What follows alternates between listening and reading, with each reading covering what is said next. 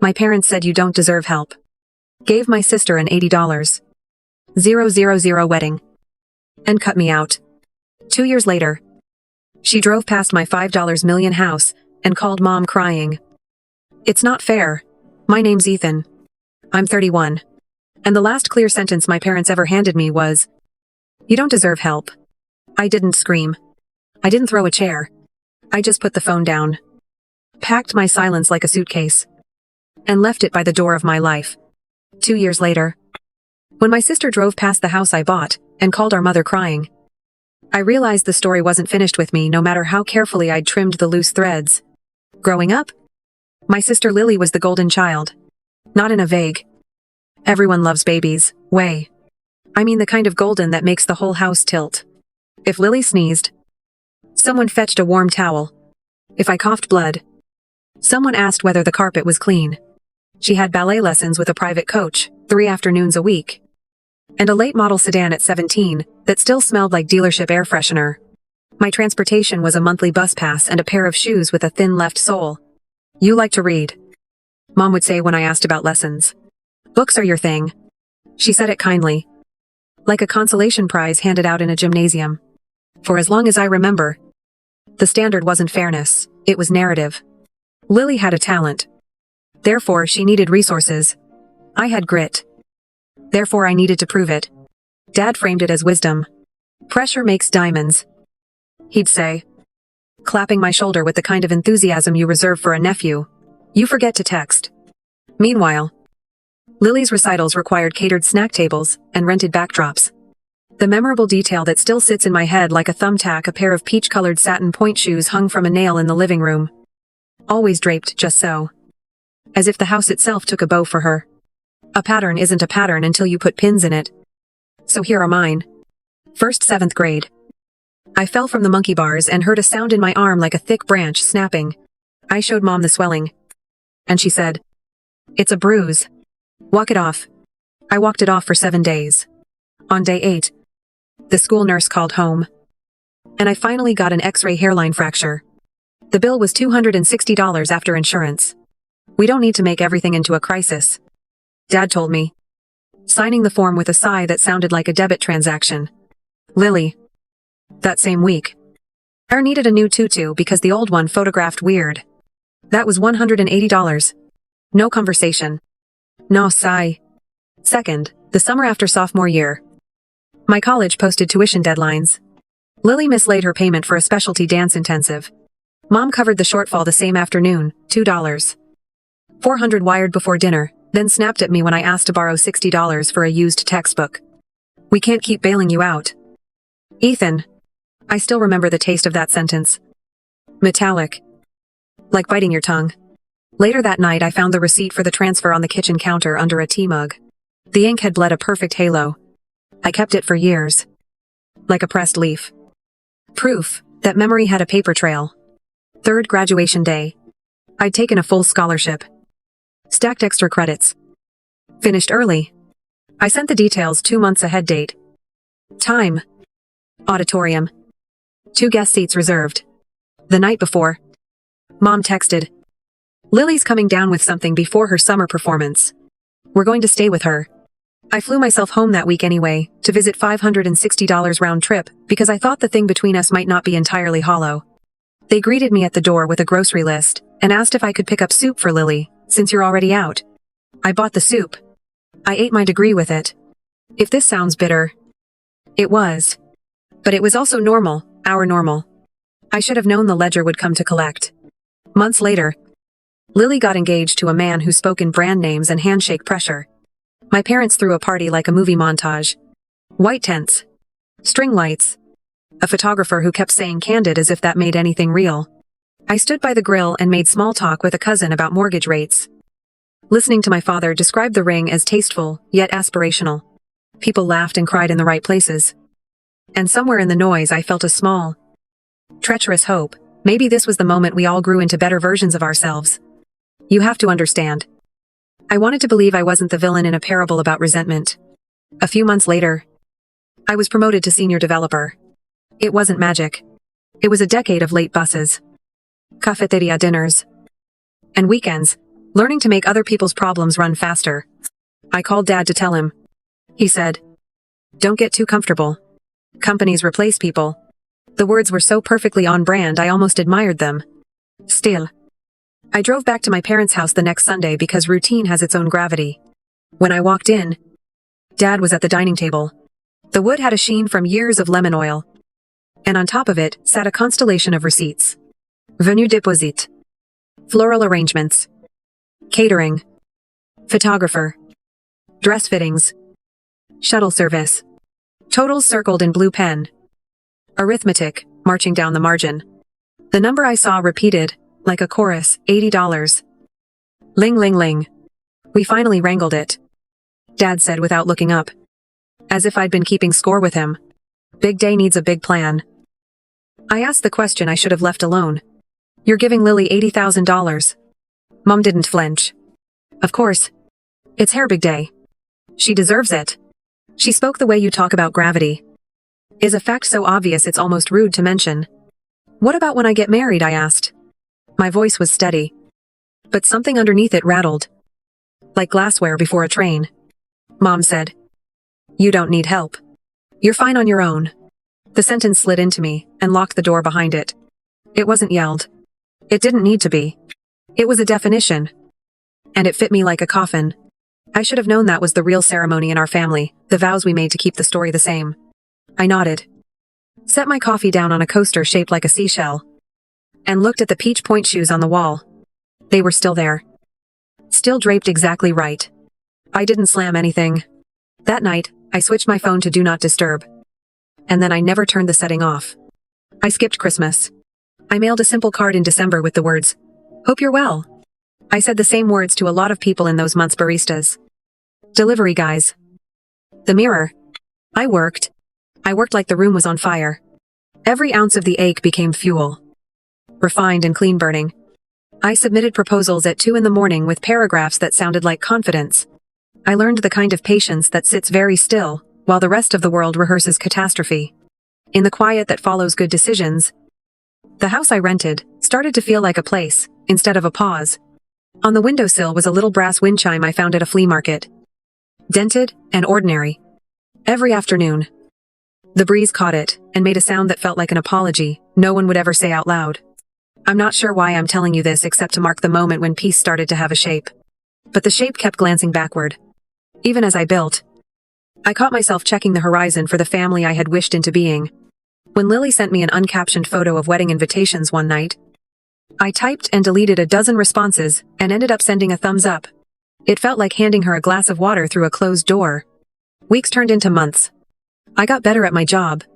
I got sharper at reading people who wanted results versus people who wanted credit.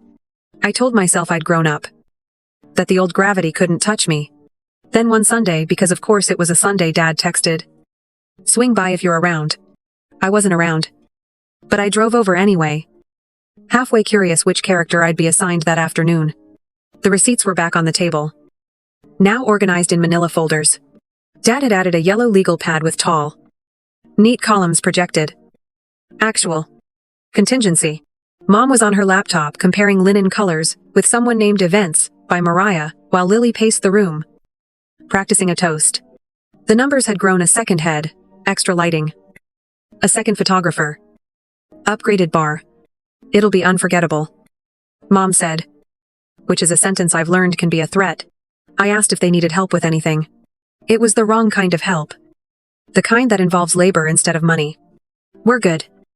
Dad said. Without looking up. Just decisions. The word felt like a gate closing.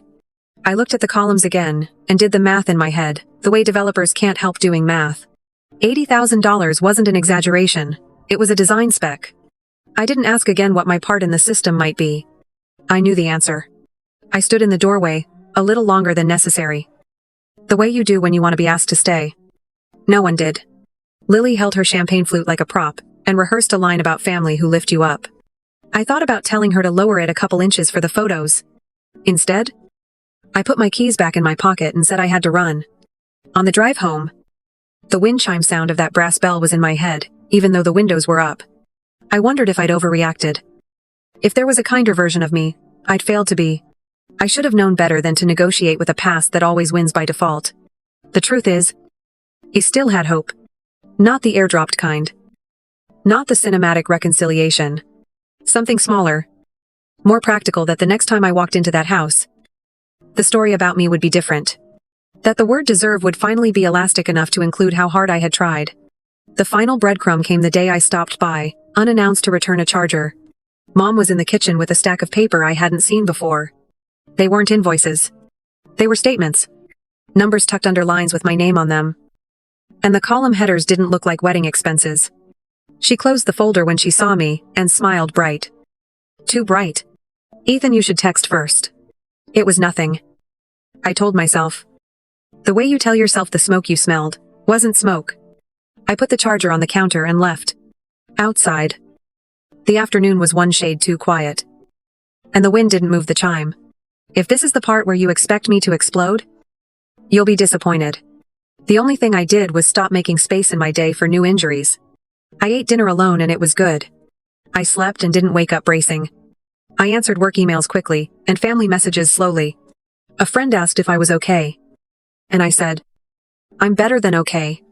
I'm organized. There are worse ways to heal than to file the past by date and topic. Still, I wish I could say I didn't see what was coming. I should have known the whole time. When you're raised in a house that runs on narrative, the plot never ends with you walking off stage. It waits. It watches you build something steady. Then it knocks. And when I finally opened the door 2 years later, to a message that began, "Please call me. It's important." All the pins in the pattern lit up at once. The shoes on the wall. The receipts on the table. The sentence that fit me like a coffin. I wasn't angry anymore. I was awake. 2 years is a long time to sit perfectly still, while everything rearranges itself around you. After I stepped back from my family, my life narrowed to repeatable motions: get up early, run the code reviews, take meetings, ship features. I stopped checking my phone for texts that never came. I started cooking the same dinner on Tuesdays: garlic chicken, roasted carrots, rice, because routine felt like a handrail. Somewhere in that rhythm, a door I didn't know existed opened. It began with a late message from an old client who'd moved to a bigger company. "We need a team that actually hits deadlines," he wrote. "Can you build one?" The question was both a compliment and a cliff. I said yes, before I knew exactly how. I pulled 2 engineers I trusted into a call. And by Friday, we had a name. A logo that looked respectable in grayscale. And a plan to take one contract at a time. We were a consultancy in the way a person becomes a marathoner. First you lace your shoes. Then you keep moving forward until the map recognizes you. The first contract was $120,000 for 6 months. It felt impossibly large and laughably small at the same time. We delivered. The second contract landed 3 weeks later, for $480,000 and included penalties if we missed milestones. We didn't. A month after that, an investor took us to coffee and asked if we ever thought about building a platform around your process. I told him I didn't have time to chase shiny metaphors. I had work. He smiled and said that was why he wanted in. The seed round wasn't something we screamed about online. It was a wire transfer with a lot of zeros and a board seat that came with blunt advice I ended up needing. In the middle of that sprint, I met Maya. She showed me a listing as a favor for a friend of a friend. And I expected the usual sales pitch. Instead, she asked 3 quiet questions that cut right to the point. How do you want to feel when you get home? What would you pay to protect that feeling? What will you forgive the house for? And what won't you? I made a joke to dodge the intimacy of it. She laughed in a way that made the room bigger. We walked through 6 places in 2 weeks. At each, she'd pause in the kitchen and tap the counter lightly with her fingernails, listening to the sound the stone made. "Quality talks," she said once. "You just have to stop interrupting." The house we chose didn't look rich at first glance. It was quiet, set back from the street, with a big yard that traded sweeping views for privacy. A pair of old oaks held the sky like 2 hands. The previous owner had left a small brass wind chime on a nail under the eave. It rang low and easy when the afternoon breeze swept in from the west. We closed at $4.85 million. After the inspection turned up a drainage issue, we fixed before moving in. I could give you the numbers to prove it made sense: the equity, the location, the appreciation curve. But what mattered was the first night when we ate takeout on the floor, and the chime answered a distant train like they were telling each other secrets. I didn't announce any of it. I didn't need to. Peace doesn't take a bow. Then, on a Thursday, my phone lit up with a message from my mother. Please call me. It's important. I stared at the screen long enough for the notification to dim. I took a breath and pressed call. She answered on the first ring. Ethan.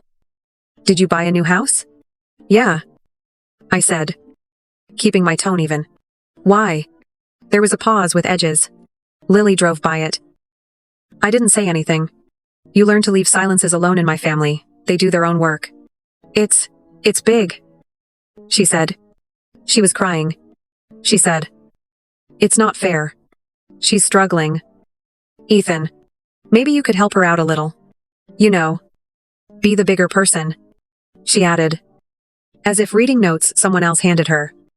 You don't need to flaunt your money like that. The wind chime sounded faintly from the back of the house.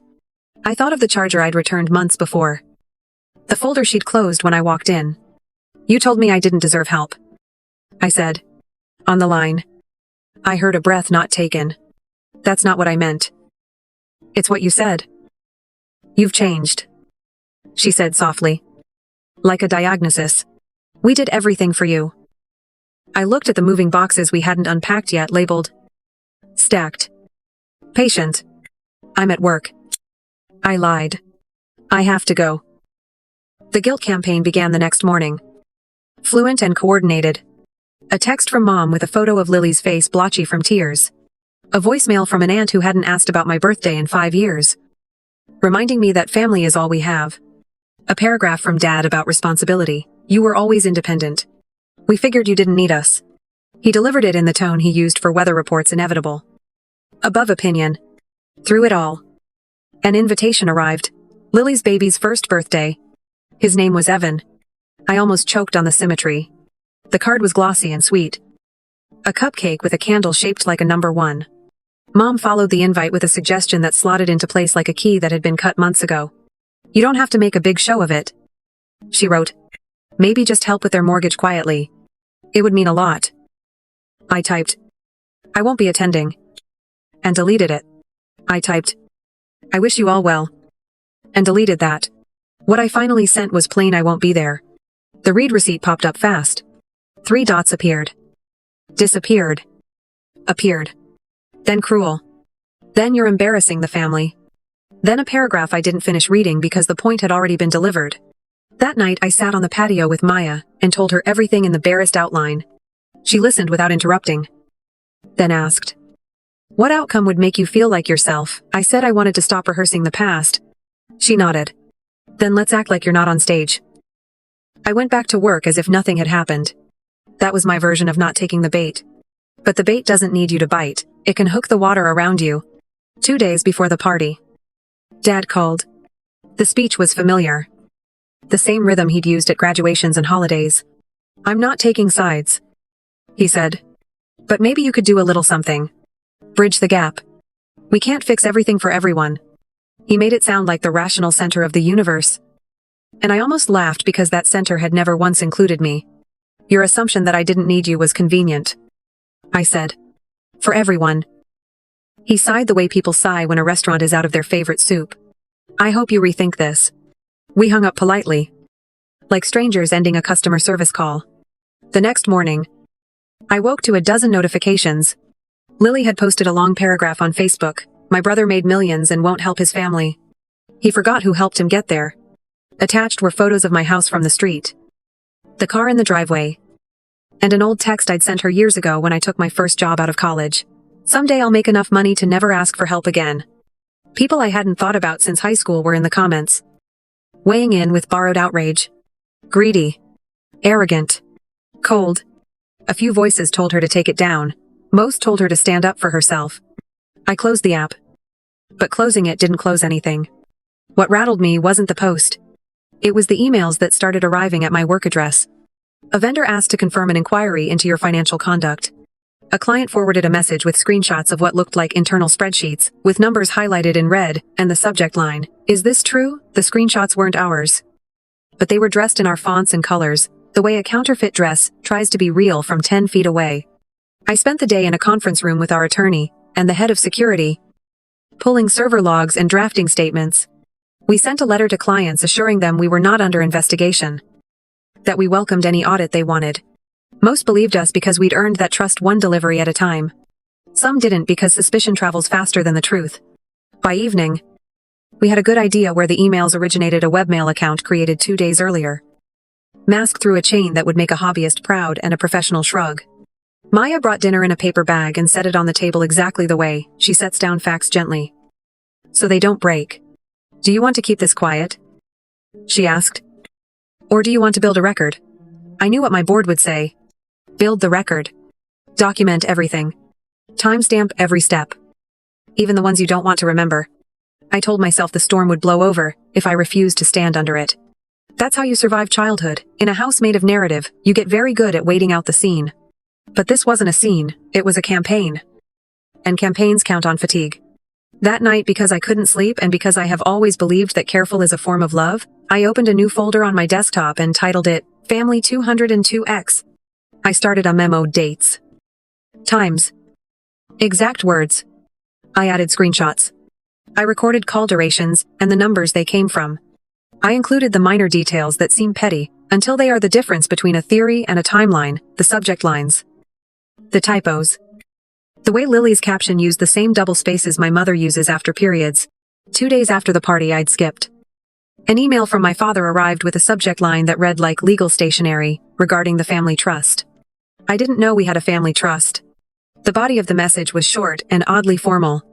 He wrote that, due to recent hostilities, they were legally separating from me in relation to the trust. He didn't explain what that meant. He didn't have to. I reread the line until the spaces between the words felt like a second message. I called our lawyer before I called anyone else. "Start by assuming there's a document," she said. "Then assume it's sloppier than whoever wrote it thinks." She was right more often than she was wrong. The next hour was a tour through county records and old email threads. Then another email came.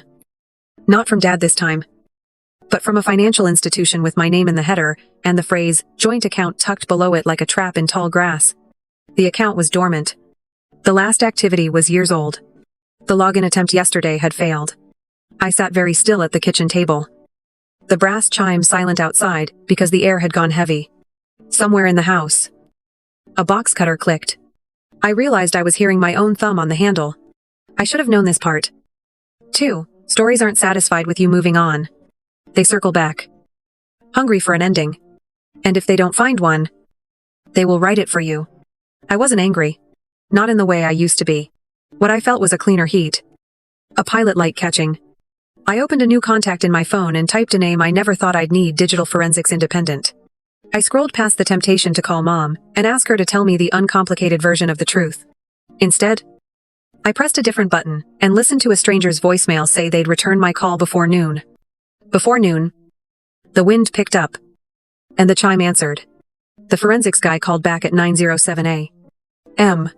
His name was Conrad. Voice low and unhurried. The sound of someone who earns his living by noticing what other people gloss over. "You'd be surprised how many digital messes are just neat stacks of crumbs," he said. "Send me everything you have and try not to edit the ugly parts." I forwarded the folder. I'd started screenshots. The email stumps. The Facebook post. The client emails. The failed login alert on the dormant joint account. 10 minutes later, he replied with a secure upload link and a short checklist that read more like a ritual: clear browser cache, export logs, preserve headers, take photos of physical mail with postmarks. Truth works better when it can be graphed, he wrote. It was the kind of line I might have rolled my eyes at a year ago. That morning it felt like a hand on my shoulder. While Conrad spun up his tools, I called our attorney, Priya, and told her about the message from my dad regarding the family trust. There was a pause, and then "Say that again exactly." I read the email word for word. Priya exhaled through her nose, thinking, if there's a trust, it predates whatever they're angry about today. She said, which means there are documents. Find the documents. I didn't have to go far. When my grandparents passed, they left a small cedar chest in the spare room at my parents' house, old letters, a coin from a trip to Europe, a photo of my grandfather in a hat that made him look taller, I remembered a folder of paperwork tucked beneath the letters. I also remembered the look Mom gave me when I stumbled on it as a teenager, a quick, gentle redirect. Like guiding a child past a busy street. I had let myself be redirected for years. I messaged my cousin Hannah, who still had a key to my parents' place and a moral compass that pointed towards sunlight. "Do you still dog sit for them when they travel?" I asked. She did. "Could you check the spare room for a cedar chest with brass corners? There might be a folder inside with my name on it." I braced for questions and got none. "I'll let you know," she replied. 10 minutes later, a photo buzzed through the chest open. The letters. The coin. And a beige file folder stamped with a bank's logo. She didn't open it. She didn't have to. The caption read, "Want me to bring it to you?" Yes. Absolutely yes. By noon, Conrad had a preliminary report. He screen-shared a dashboard with a cool blue theme, and the patience of a person who explains hard things to worried strangers for a living. "The emails to your clients came from a throwaway account created 72 hours ago," he said.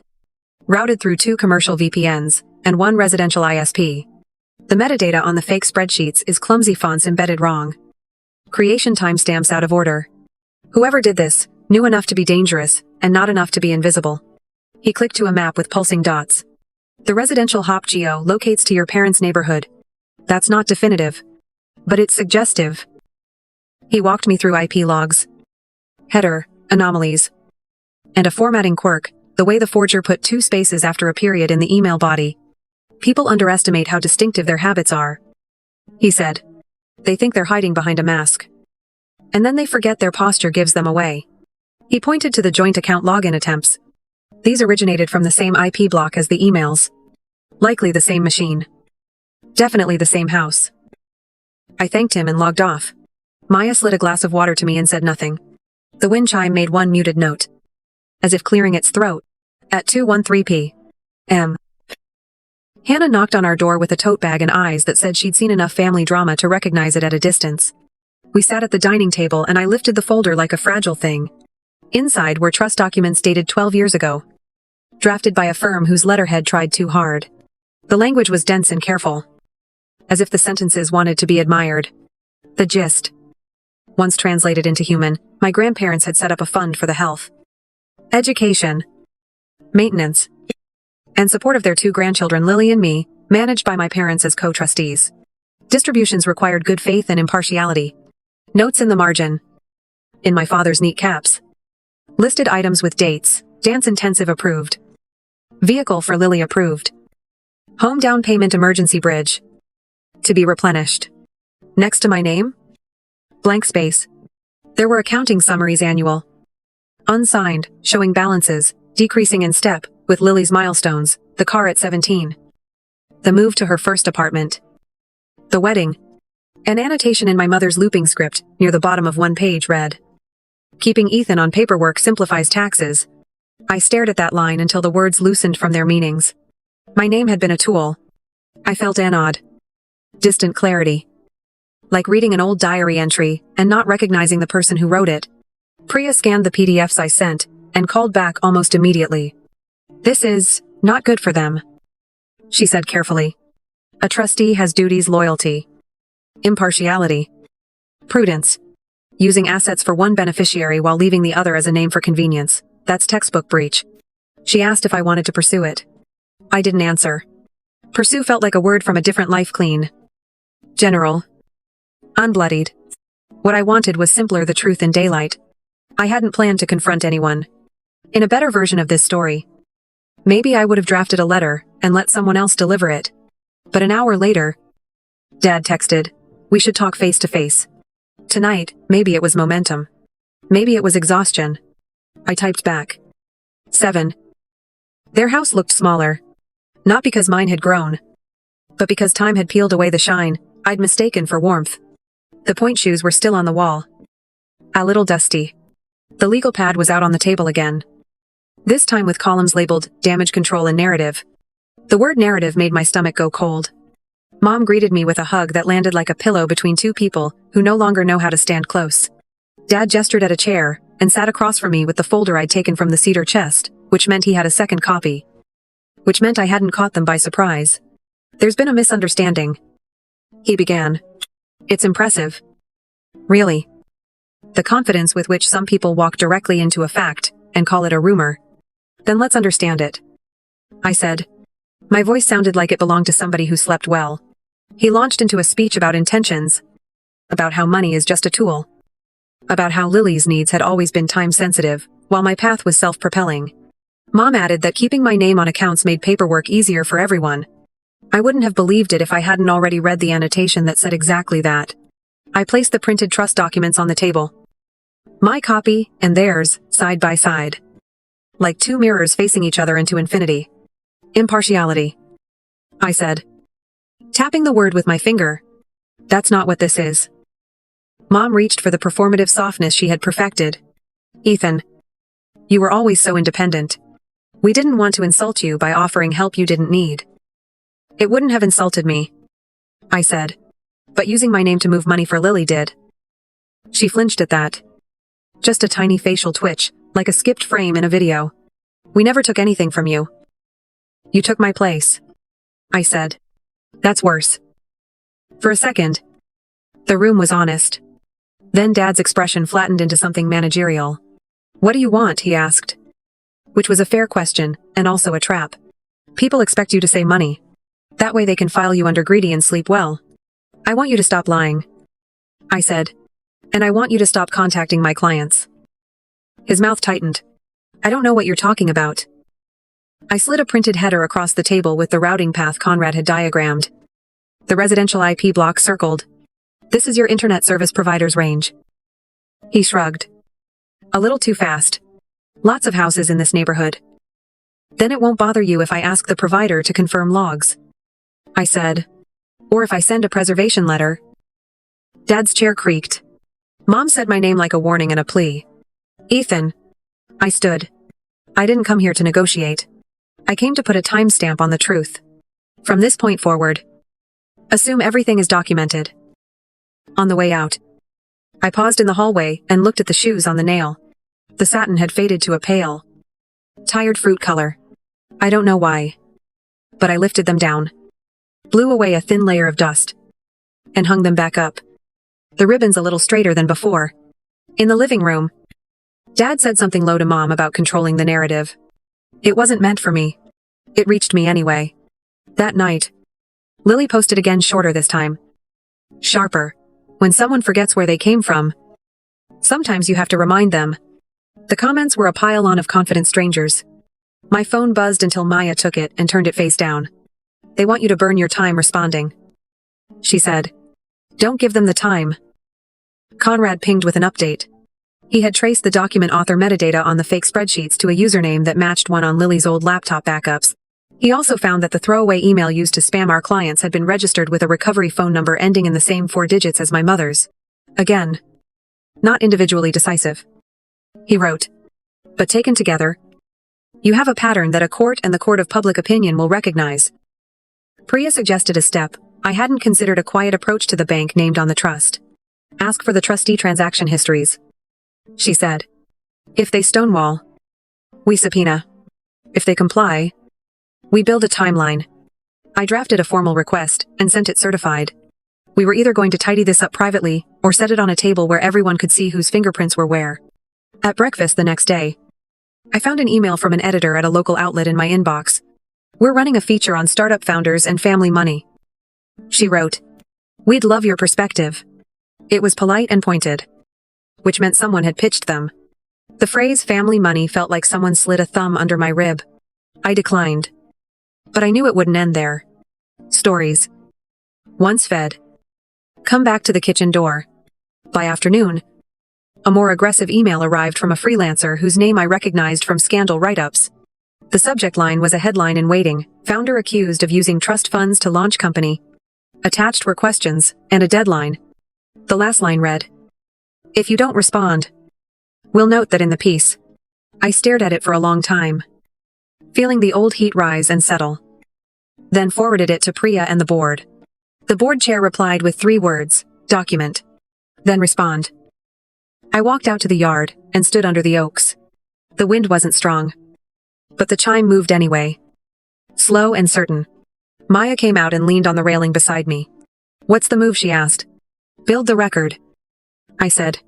The words tasted like steel. All of it. For the next 2 days, we built.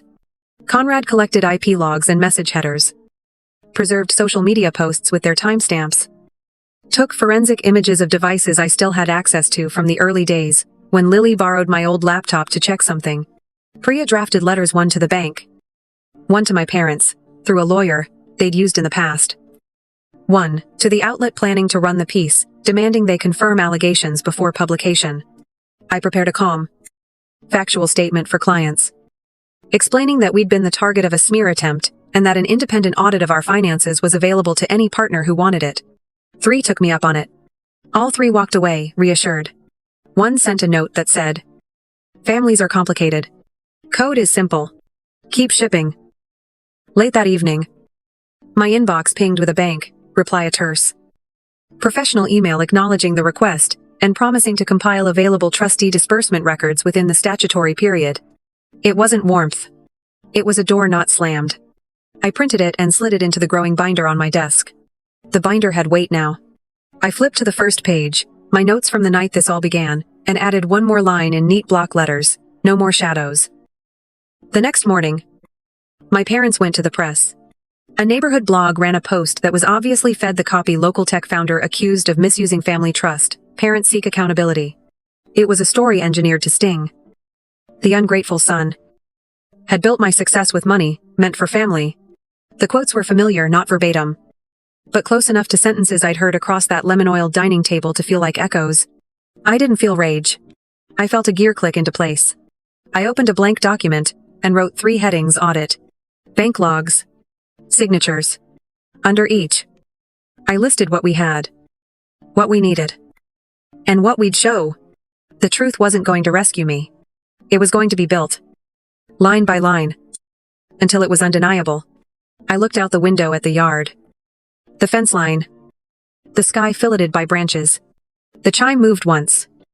A small sound, like the moment before a courtroom stands. "Ready?" Maya asked from the doorway.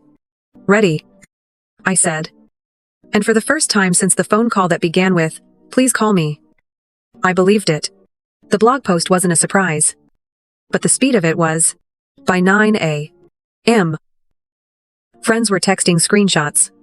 By noon, at a regional business site rewrote the story, with a stock photo of me on stage at a developer conference from 2 years ago. The caption used the word heiress for my mother, which was funny if you knew anything about our street. I kept my calendar. Stand up at 9:30. Design review at 11. A call with a client at 1. I answered questions briefly and directly. We are the target of a smear. We have engaged counsel and an independent audit. Nothing touches your data or deliverables. You'd be amazed how far competence goes when the narrative tries to drag you into the mud. At 2:17 p.m., the bank sent the first packet trustee disbursement summaries over 12 years. Scanned with their stamps. Notaries. Wire numbers. Memo lines. It wasn't everything, but it was enough to draw a line from my grandparents' signatures to Lily's car. Lily's move out. Lily's engagement party. Lily's venue deposit. Lily's dress. Next to my name. Again. Blank space, and the occasional paperwork convenience note. Priya called it what it was, a fiduciary pattern, with a slope you could measure. Conrad pinged 20 minutes later with his own neat stack of crumbs turned into a road. He'd correlated the VPN exit nodes with login times to my parents' residential router. He matched the double spaces after periods with the same habit in my mother's emails, and the use of a specific curly quote Lily never turned off in her word processor. He had a screenshot of a draft social post Lily saved in a cloud folder, by mistake the night before the first Facebook blast. The file name was the part that stopped me. Setting the record straight, V3. The world really does announce itself if you're willing to listen. That evening, the freelancer who'd threatened to note my lack of response emailed a second list of questions. This time including new allegations that weren't even coherent, something about unreported gifts and insider access to a grant program we'd never applied to. It was a test of willpower. They were trying to get me to flail. I wrote a short reply. We will be publishing a comprehensive statement with supporting documents. You are welcome to link to it. Priya edited it down by 3 words, and hit send. Maya set her laptop on the dining table, and sketched a simple structure for the release. No flourishes, she said. Just facts and attachments. If you want this to hold, build an index so people can verify each claim without trusting you. We split the work. Conrad compiled a forensics appendix with IP logs, mail headers, metadata hashes, and a plain English translation for non-technical readers. Priya drafted a primer on trustee duties: loyalty, impartiality, prudence with citations from the state code. I wrote the narrative section in the voice of a person who gets audited for a living: dates, dollar amounts, who authorized what, and when. There's a point in any build where the screws finally bite. Around midnight, the document clicked into place. We set up a small site with a time-stamped homepage and a folder labeled Exhibits. Exhibit A: Independent Audit Letter, confirming our company's capitalization and revenue sources came from contracts and investor funds, not family assets. Exhibit B: Banktruste summaries. Redacted only for account numbers. Highlighting distributions to Lily, not me. Exhibit C: Forensic Report, tracing smear emails to a residential IP on my parents' street, with screenshots of the throwaway account creation timestamped within 72 hours of Lily's first post. Exhibit D: Copies of emails Lily sent to 2 of my clients, with the same punctuation quirks and the same file naming conventions from her cloud folder. Exhibit E: Signatures on trustee checks, compared with signatures on unrelated documents, subtle differences that a handwriting examiner would later underline with a ruler. I wrote an opening paragraph that felt like a window opening in a hot room. Here are the facts. You don't have to take my word for any of them. Then I ended with the only promise I could make and keep: if you have questions after reading, ask them. We'll answer with documentation. We scheduled the post for 8:00 a.m. and tried to sleep. I lay awake, listening to the old oak's trade secrets with the wind. At 7:55, I brewed coffee so strong, the air felt caffeinated. At 8:00, the site went live. At 8:02, the freelancer's second email arrived. We'd like to update our story with your materials. At 8:10, a client forwarded me a link to a private forum, where founders were already dissecting the exhibits like an engineering spec. A stranger wrote, "I don't know this guy, but this is how you answer a hit."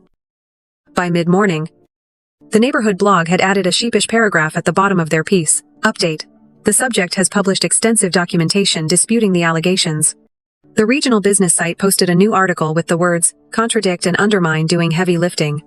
A local anchor who'd passed on our pitch the day before asked if I'd do a live segment. I said no to the camera and yes to the documents. I was done performing pain to make it palatable. Then the calls started. A compliance officer from the bank, an investigator from the state's attorney's office, a polite person from a 3-letter agency who asked for server logs to help us help you. Priya coordinated the handoffs like an air traffic controller. The bank froze activity on the trust pending review. Our counsel filed preservation letters with the ISP and the platforms where the posts had gone up. Conrad mirrored devices we had rights to before anyone thought to lose them. My parents' attorney sent a letter accusing us of defamation and weaponizing technical jargon. Priya replied with 3 exhibits attached, and a line that translated to, "We have more." In the middle of the churn, Lily posted again, "My brother is trying to bury the truth with expensive lawyers." The comments weren't as unanimous this time. Some people asked to see our documents, and then didn't come back to the thread. Others pivoted to feelings, even if the trust says that family should help family. I could live with that. You can't argue someone out of a belief they use to hold themselves together. I didn't need their approval. I needed the people who mattered to me, and to my work, to see that I respected the truth enough to make it verifiable. By afternoon, the bank's internal audit team requested an interview with my parents. They asked for receipts, approvals, explanations. The language of the email was crisp and unafraid. I pictured Dad reading it at the lemon-oiled table, 3 lines into his misunderstanding speech, before realizing the audience had changed. A friend of a friend who worked in the building texted, "Heads are down. It's not looking good." I didn't answer. I didn't gloat. I walked outside and watered the new shrubs along the fence because the day still expected ordinary things of me. At 5:40 p.m., my mother called. I didn't pick up. She called again. Then she texted, "Please." For me, I handed the phone to Maya and said, "Stay with me on this call." She sat beside me on the patio steps as I pressed accept. "Ethan," Mom began, not bothering to hide the tremor. "Why are you doing this?" "Because you went to the press." I said. "Because you emailed my clients." Because you used my name on accounts to move money I never saw. We did what we had to for Lily, she said. And the old script flared back to life. Even then, you've always been fine. That's a story you like, I said. It's not the truth. What do you want from us? The question again. Shaped like a dare. An apology on the same platforms you used to smear me, I said. And a written accounting to the bank. And your agreement to step down as trustees. She went quiet. And I could hear Dad somewhere in the background speaking to someone else. Shaping another sentence like a tool. You'd really let your parents be ruined over this, she said finally. Voice small and sharp at once. I looked out over the yard, our yard, and the wind chime turned once. Twice. You let your son drown for years, I said. And called it parenting. The line went dead. Maya set her hand on my shoulder and left it there. We sat like that until the heat slipped out of the day. What came next was not dramatic so much as methodical. The bank froze distributions. The state opened a formal investigation into the trust management. The freelancer published an update with our exhibits. And the top comment read, "This is why you don't run with a single source story. Our investors asked for a short meeting and then told me to get back to work. You did the hard thing right," the chair said. "Now do the easy thing, execute." That night, a handful of my sister's friends tried to reignite the dog pile with subtweets and insinuations. It didn't land the same. The thread that had felt like a noose around my name now looked brittle.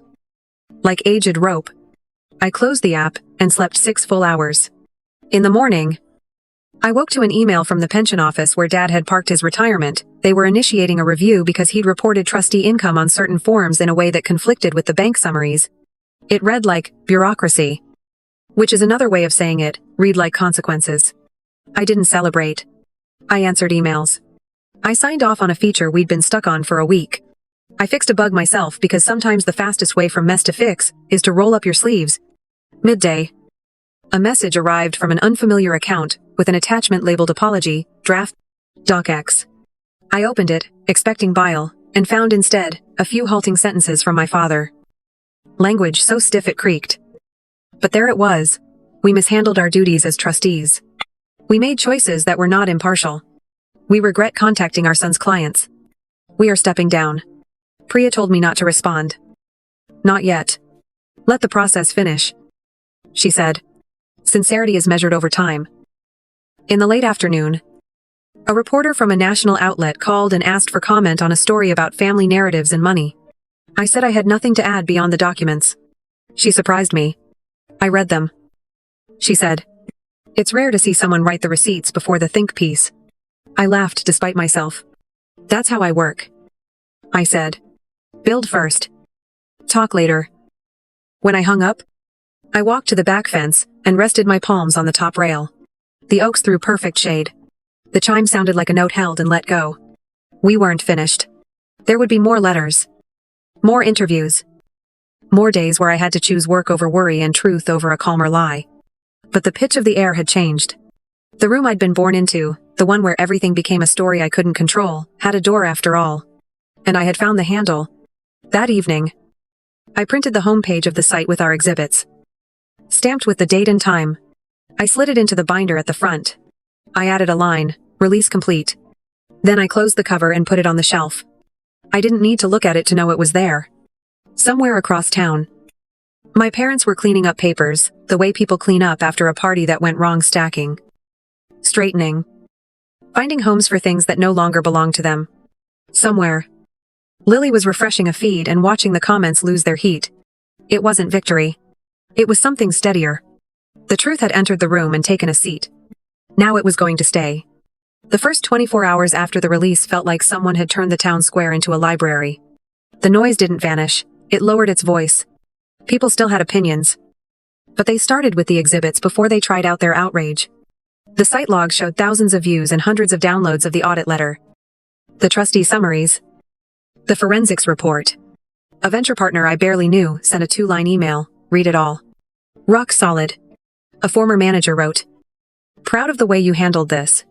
Then he added, almost as an afterthought, "Wish I had done the same once."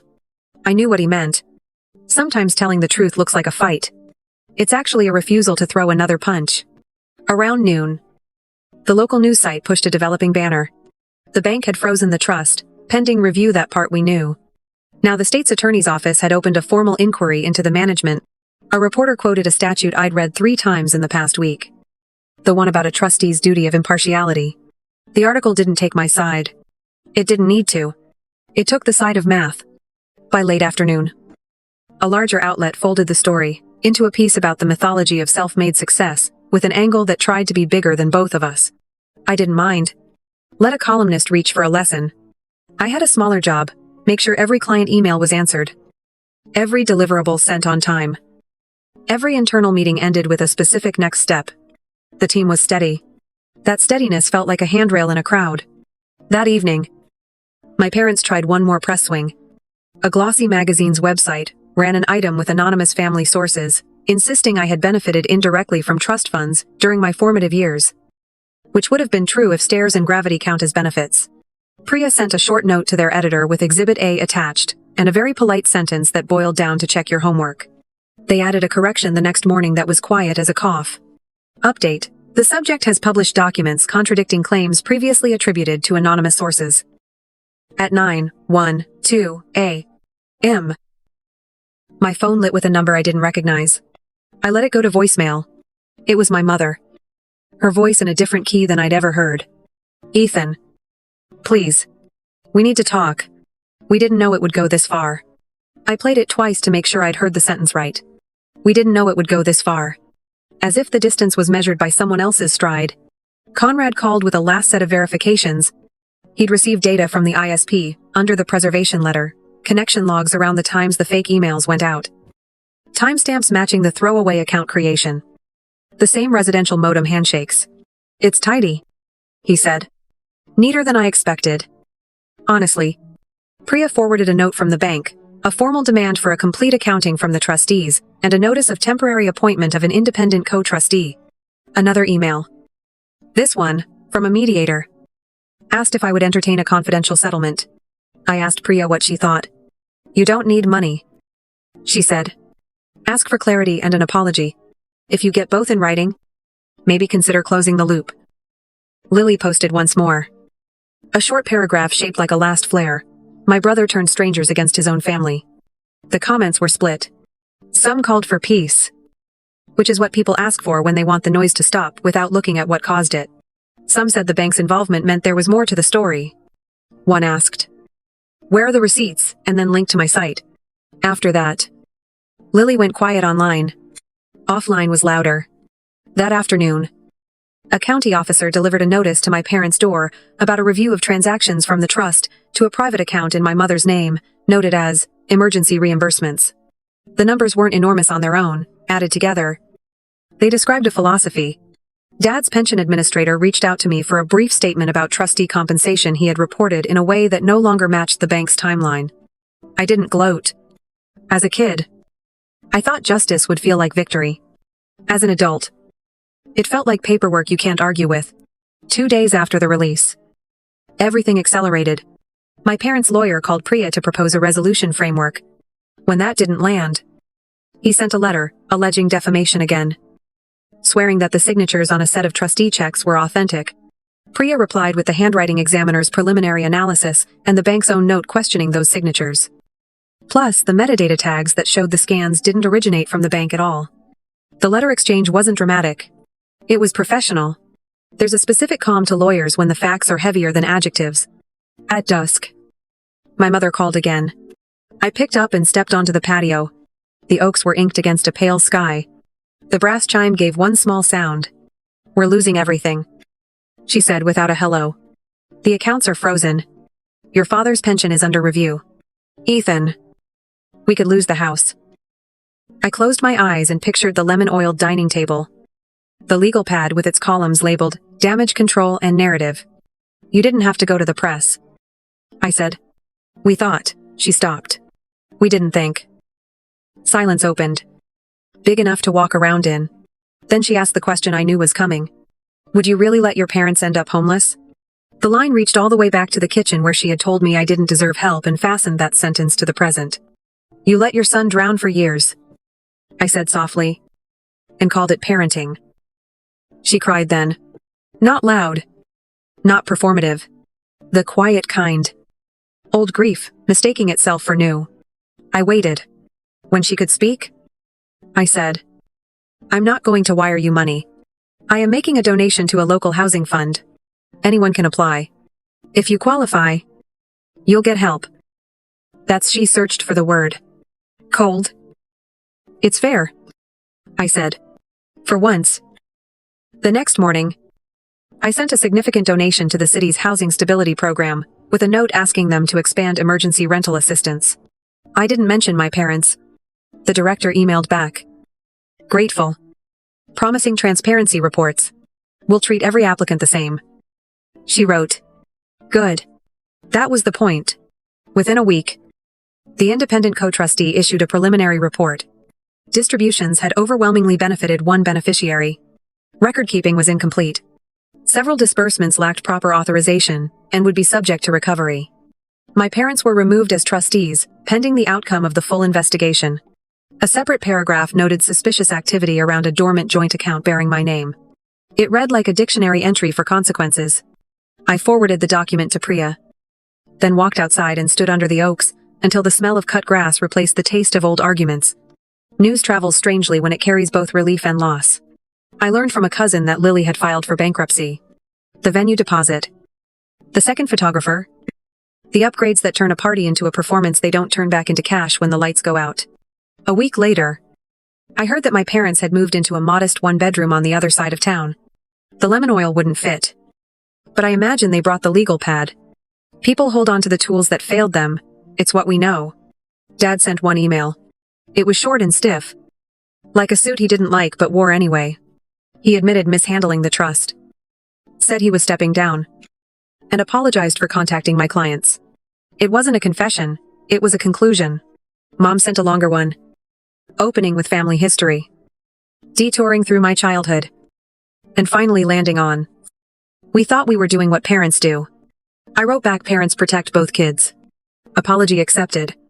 From here on, please communicate through counsel. It felt clinical. It also felt necessary. Lily never reached out to me directly. She posted a final message to a small private group about moving on, and then left the state. A friend sent me a screenshot without comment. I didn't reply. There are goodbyes you don't say out loud because saying them invites the same argument back into your house. In the weeks that followed, the internet did what the internet always does, found a new crisis to metabolize. The articles about my family slid down the page until they fell off the front. The site with the exhibits stayed up.